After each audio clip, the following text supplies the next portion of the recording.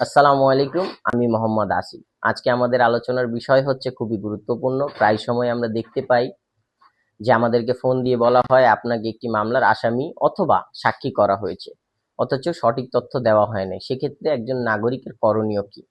সর্বপ্রথম জানতে হবে, যদি আমার নামে কোনো অভিযোগ আসে অথবা আমাকে যদি সাক্ষী করে কোথাও নিয়ে যেতে হয়, সর্বপ্রথম আমাকে লিখিতভাবে দিতে হবে। যদি আমাকে ফোন দিয়ে বলা হয় আমি অমুক থানার ওসি বলতেছি, অথবা মডেল থানা অথবা পল্লবী থানা ইত্যাদি ইত্যাদি, আমি ওসি বলতেছি, এসআই বলতেছি, আপনার নামে অভিযোগ আসছে অথবা আপনাকে একটি মামলা সাক্ষী করা হয়েছে, সর্বপ্রথম তার পদবি জানতে হবে, তিনি কোন থানায় আছেন সেটা জানতে হবে।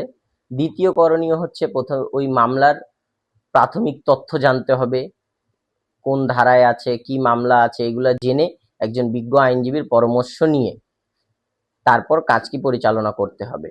এবং যখনই থানায় যাবেন, একের অধিক যাওয়ার চেষ্টা করবেন, একা যাওয়া ঠিক হবে না। কারণ আপনার নামে যদি সমন জারি থাকে অথবা ওয়ারেন্ট হয়ে থাকে, সেখানে আপনাকে অ্যারেস্ট করতে পারে। এজন্য বিশ্বস্ত একজন লোক নিয়ে যাবেন। আর যদি প্রয়োজন বেশি মনে হয়, একজন বিজ্ঞ আইনজীবীকে নিয়ে যাওয়া অতি উত্তম।